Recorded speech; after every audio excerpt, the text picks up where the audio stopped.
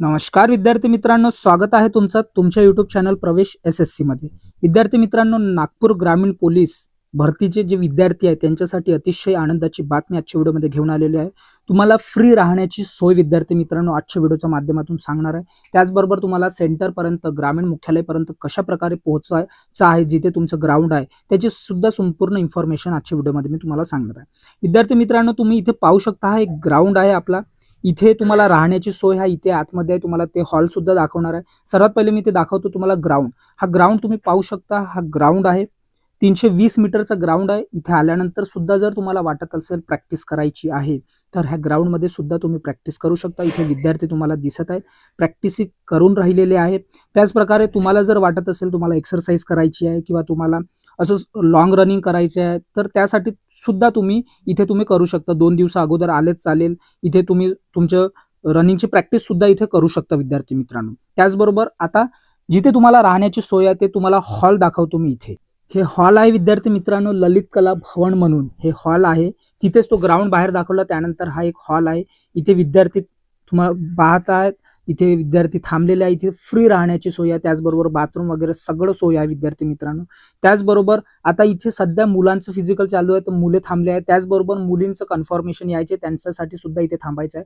त्यावर सुद्धा व्हिडिओ आपल्या चॅनलच्या माध्यमातून भेटणार आहे. म्हणून तुम्ही आपल्या चॅनलला सबस्क्राईब करा विद्यार्थी मित्रांनो.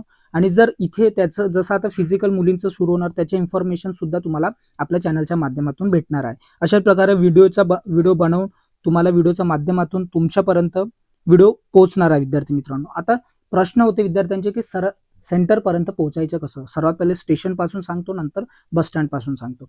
स्टेशन पासून तुम्ही नागपूर स्टेशनवर आले तर तुम्हाला संत्रा मार्केट साईडला उतरायचं आहे. प्लॅटफॉर्म नंबर 8 साईडचा तो बॅक साईड, एक फ्रंट साईड असते एक बॅक साईड. तर संत्रा मार्केट तिथून तुम्हाला एक मेट्रो पकडायची आहे. ती मेट्रो तुम्हाला जाणार बर्डी मेन स्टॉप आहे तिथून तुम्हाला सर्वात पहिले बर्डीची तिकीट काढायची आहे किंवा तुम्ही डायरेक्ट नारी रोड म्हणून तुम्ही काढू शकता.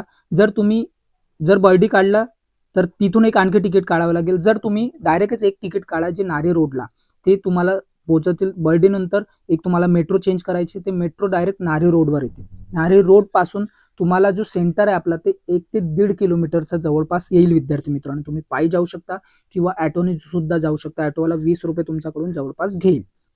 त्याच प्रकारे हा झाला स्टेशन पासून बर्डी. त्याचबरोबर आता बसस्टॉप पासून जे विद्यार्थ्यांना ज्यांना यायचे आहे तर ते सर्वात पहिले तुम्ही बसस्टॉप पासून ॲटो पकडा. ॲटो पासून तुम्ही मेट्रो स्टेशन बर्डीच्या मेट्रो स्टेशनवर आल्यानंतर तिथून तुम्हाला मेट्रो करायची आहे, नारी रोडची मेट्रो.